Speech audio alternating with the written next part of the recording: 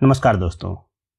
आज की वीडियो में हम बात करने वाले हैं बैंक ऑफ इंडिया के फिक्स्ड डिपॉजिट रेट के बारे में, जो कि नए साल 2024 से लागू होने वाले हैं। इसके बारे में बात करेंगे। तो जैसा कि थंबनेल में आपने देखा कि bank of India fixed deposit scheme 2024 2 साल की एफडी में मिल रहा है सबसे ज़्यादा ब्याज। तो इस वीडियो में दोस्तों हम 2 साल की एफडी के बारे में बात करेंगे, जिसमें आपको आकर्षक ब्याज मिल रहा है। उसके अलावा हम बैंक ऑफ इंडिया की 15 अलग अलग एफडी के बारे में बात करेंगे।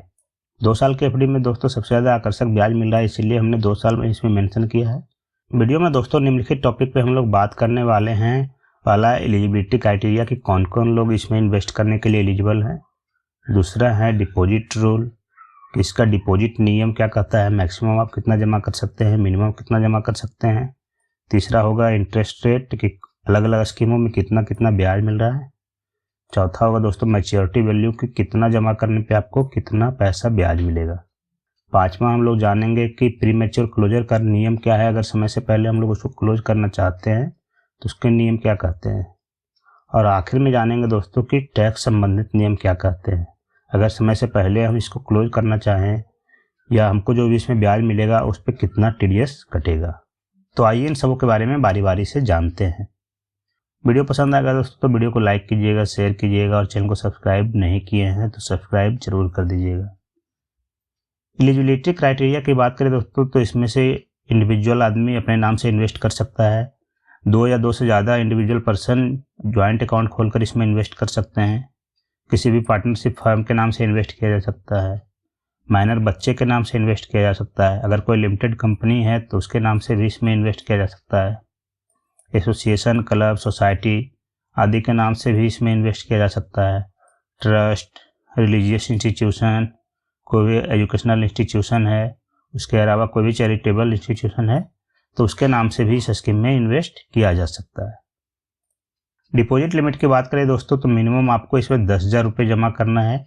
कम से कम आपको इसमें 10,000 रुपये डिपॉजिट कर सकते हैं। और मैक्सिमम 2 करोड़ है। 2 करोड़ से ज़्यादा भी है, लेकिन हम लोग 2 करोड़ तक की बात करेंगे। 2 करोड़ से ज़्यादा भी आप इन्वेस्ट कर सकते हैं। ब्याज दर की बात कर लें दोस्तों तो यहाँ पे टेन्योर है, सबसे पहले टेन्योर है। उसके बाद 2 करोड़ से कम अगर इन्वेस्ट करेंगे तो कितना ब्याज मिलेगा, और 2 करोड़ से 10 करोड़ इन्वेस्ट करेंगे तो कितना ब्याज मिलेगा।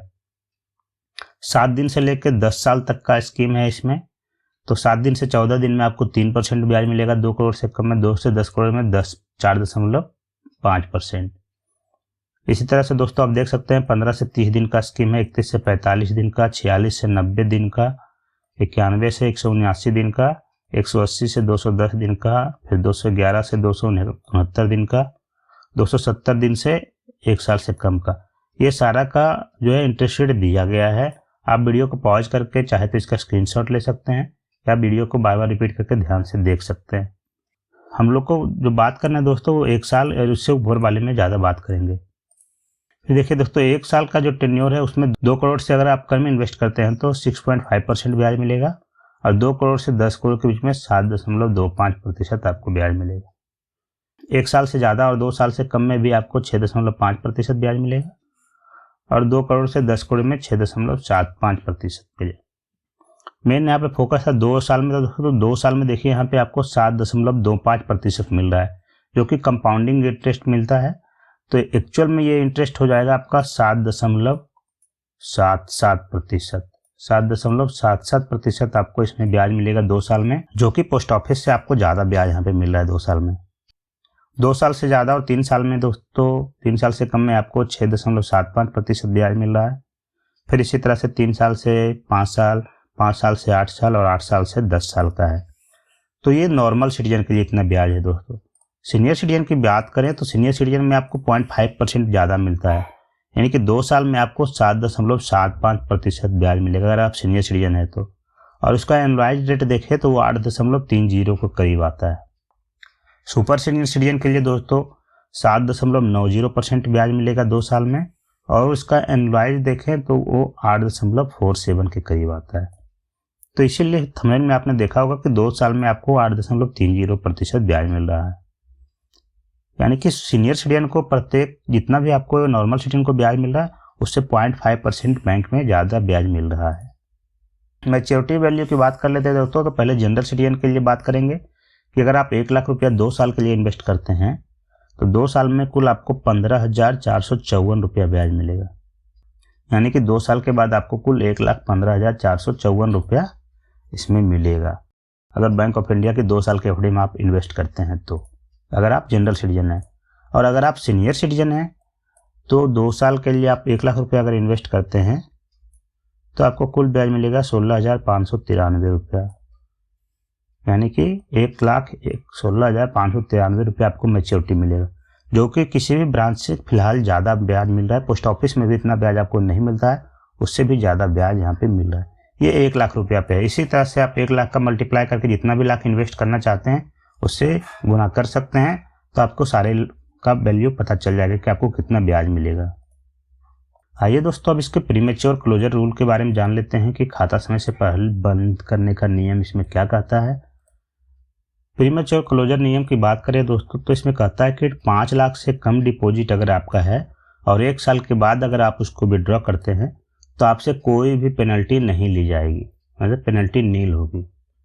लेकिन अगर आपका डिपॉजिट 5 साल से कम है और अगर आप 5 और 1 साल से पहले अगर आप क्लोज करेंगे, 5 लाख से कम है और 1 साल से पहले अगर आप क्लोज करेंगे तो आपसे 0.5% जो है पेनल्टी ली जाएगी प्रिंसिपल अमाउंट का। 5 लाख से कम वैल्यू है और आप 12 महीने से पहले क्लोज करते हैं तो। अगर आपका डिपॉजिट जो है 5 लाख से ज़्यादा है तो उसमें आपको 1% पेनल्टी देनी पड़ेगी, चाहे आप 12 महीने से पहले क्लोज करें या 12 महीने बाद आप समय से पहले कभी भी क्लोज करेंगे तो 1% पेनल्टी देनी पड़ती है। तो इसका प्रीमेच्योर क्लोजर रूल है दोस्तों। आइए अब टैक्स के बारे में जान लेते हैं कि टैक्स संबंधित रूल क्या कहते हैं। तो टैक्स रूल है कि टीडीएस अप्लीकेबल होगा टर्म डिपॉजिट पे एज पर फाइनेंस एक्ट 2015। यानी कि जितना भी आप इसमें एफडी करते हैं उस पर टीडीएस रूल अप्लीकेबल होगा। TDS will be deducted on interest earned on total amount of deposit held by customer in the bank as a whole. जितना भी आपका कुल मिला के डिपॉजिट है, वो सारा डिपॉजिट मिला के जितना भी इंटरेस्ट आपको मिलता है उस पर टीडीएस लगेगा, ना कि इंडिविजुअल डिपॉजिट पे या ब्रांच वाइज जो भी आप हेल्ड करते हैं उस पर। यानी कि आप किसी भी ब्रांच में बैंक ऑफ इंडिया का अगर इन्वेस्ट किए हुए हैं तो टोटल डिपॉजिट मिला के जितना भी आपका पैसा होता है उस पर आपको टीडीएस देना पड़ेगा, ना कि सिंगल डिपॉजिट पे। यानी कि आपका कुल अर्न जितना भी होता है, कुल इंटरेस्ट, उस पर आपको टीडीएस देना इसमें पड़ सकता है अगर आप 15G या 15H फॉर्म सबमिट नहीं करते हैं तो। ये थी दोस्तों बैंक ऑफ इंडिया के एफडी के बारे में। आशा करते हैं आपको पूरी जानकारी समझ में आई है। वो जानकारी समझ में आई है दोस्तों तो वीडियो को लाइक कीजिए, शेयर कीजिए, चैनल को सब्सक्राइब जरूर कर दीजिए।